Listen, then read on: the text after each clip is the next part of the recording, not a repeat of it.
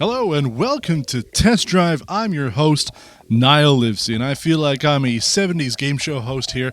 We have a prop microphone. It actually does work, but we're going to be talking about the F-150 here, and I figure what better way to do it than testing out some new equipment. This, my friends, is a 2021 Ford F-150 Lariat 4x4.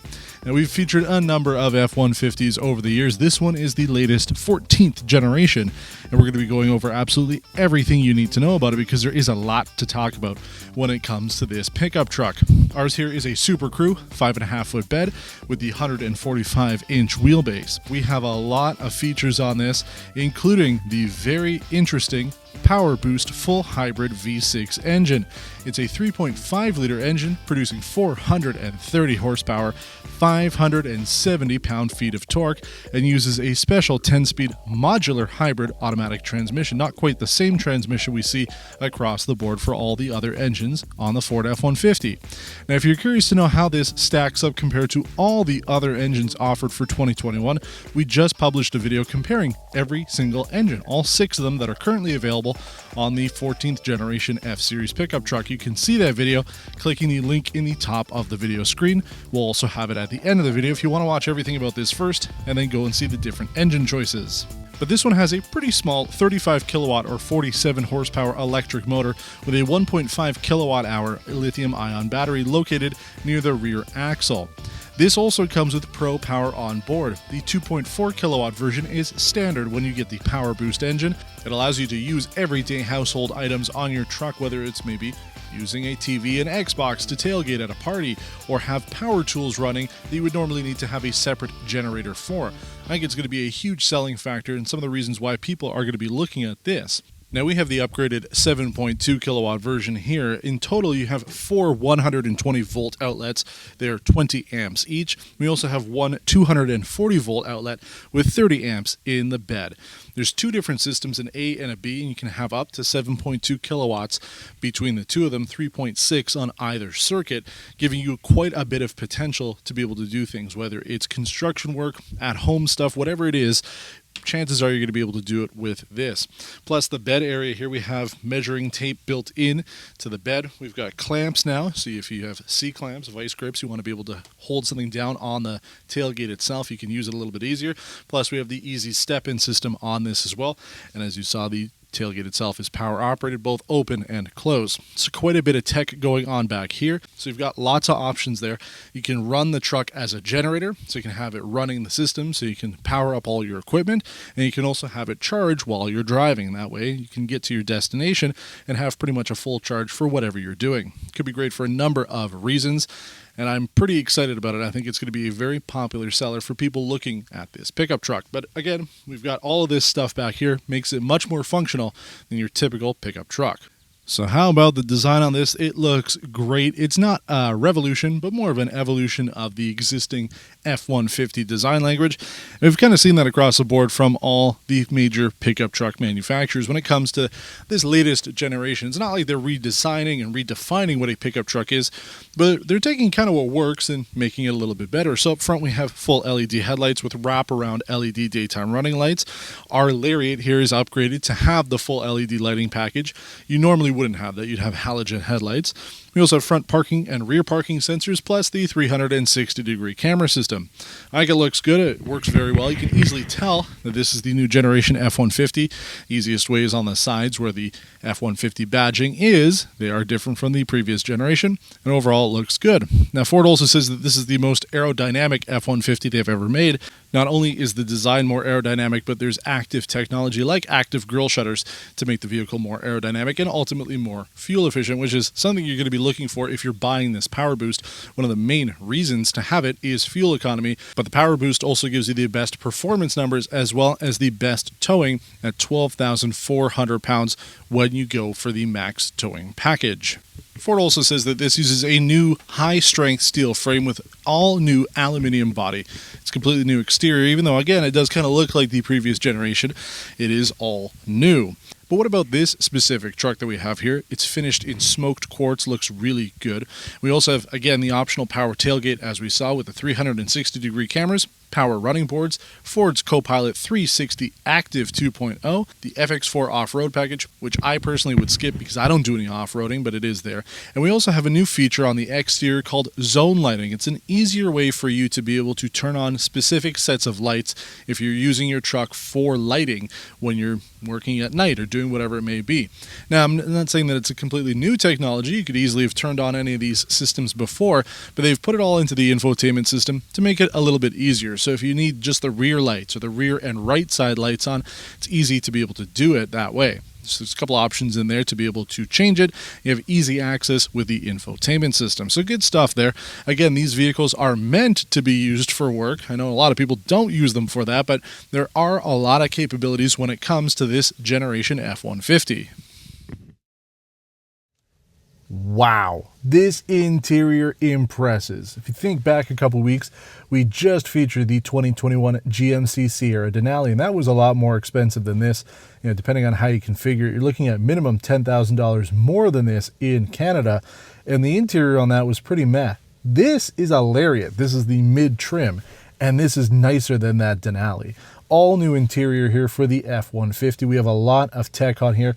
The first thing I noticed, though, one of the things that was talked about a lot when this vehicle launched, was the little American flags beside the vents on either side of the front passenger area. Here in Canada, none of the vehicles come with that. They're just sort of the stripes, not the stars on here, to kind of de-Americanize the interior. I don't know why, but I guess because we're not in the US. So even though it's still an American-built vehicle from an American manufacturer, that will be a difference. So if you are looking for this down the road, maybe you found one in the US, doesn't have the flag on there, it means it's a Canadian vehicle. Now, the first thing you're going to notice is the 12-inch Sync 4 infotainment system. Looks beautiful. We have the upgraded 18-speaker B&O Unleashed audio system, which includes speakers in the headliner and the front headrests, giving you a much closer stereo experience or surround experience, depending on how you set it up. So the speaker in the headrest, I find, works for your right ear, and then the one on the headliner is more for your left ear, giving you a really cool experience on this.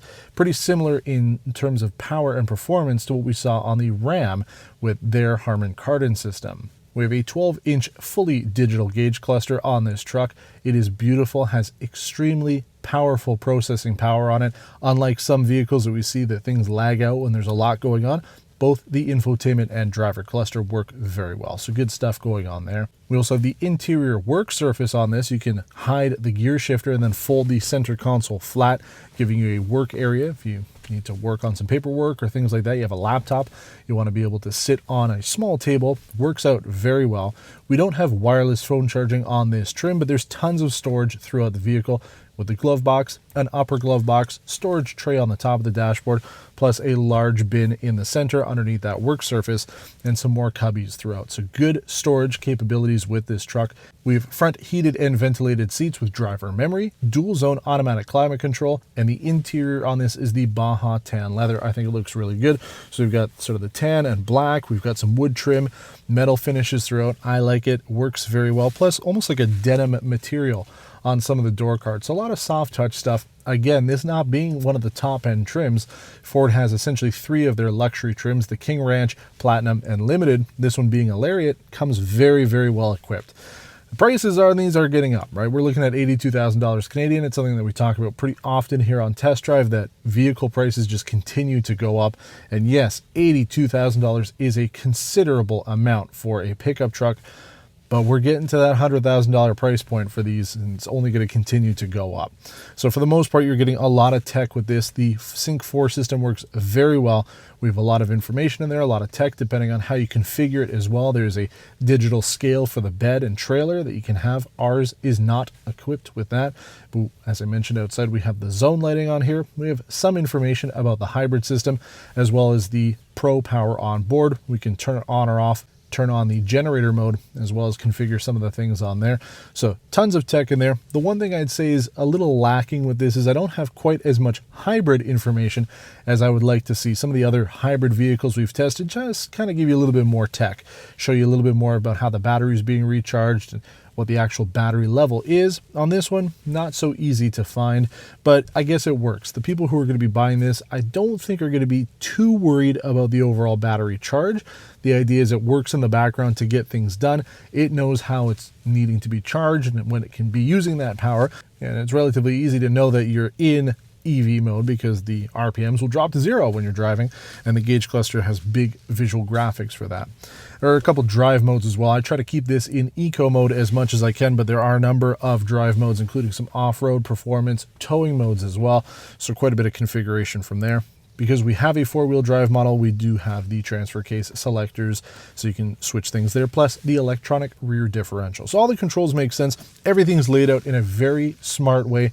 I really like the interior on this. Yeah, I've talked about it before. I know that Ram does a very nice job with their interior. I gotta say though, the F-150 takes the cake now. This is a top-notch pickup truck. But we need to take it on the road. I want to talk about how it performs, how it drives, the fuel economy, and everything else you need to know if you're in the market for the all-new 2021 Ford F-150. Let's talk about fuel economy. We completed our 100-kilometer test loop with this truck in eco mode in 9.1 liters per 100 kilometers. Really good stuff. Now, how does that compare? It's the best we've done for any F-150, but when we compare it to the 2020 Ram Eco Diesel that we featured, that did it in 8.5 liters per 100 kilometers. So the Eco Diesel, a little bit better, and that makes sense because hybrids are best in town, not so much on the highway. You're not getting as much out of a hybrid when you're on the highway because there aren't as many opportunities for the hybrid system to kick in. But in town, it has been the best. We don't really report those numbers because they don't add up to anything. We can't really do the exact same driving every single time. But just for your information, just off the record, we've done about 314 kilometers now.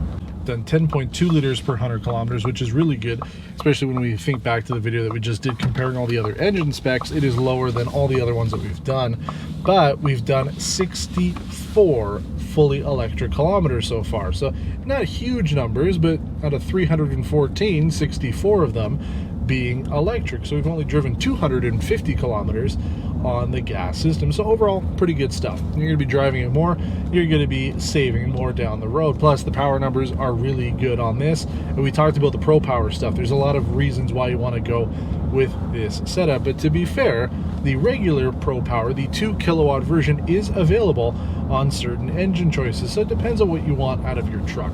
For me, I like this. I like the idea of having a hybrid. That's the direction we're going in. That is the future of automotive, is to be fully electric, and one of the stepping stones to get there is to have hybrids. So it's surprising that it took so long for any of the manufacturers to come out with a hybrid. If you think about it, GM had a hybrid in things like the Tahoe and Escalade over a decade ago. Don't know why they didn't really transfer that onto these Silverados, but regardless, the idea is it works here, it works now. I'm seeing lots of them on the road. It was a smart move for Ford. But we've been driving it, as I mentioned, in eco mode. Unless you stop it for maybe like 10 minutes or something, for the most part, you have to go and reset it every time. There are a number of drive modes, as we mentioned.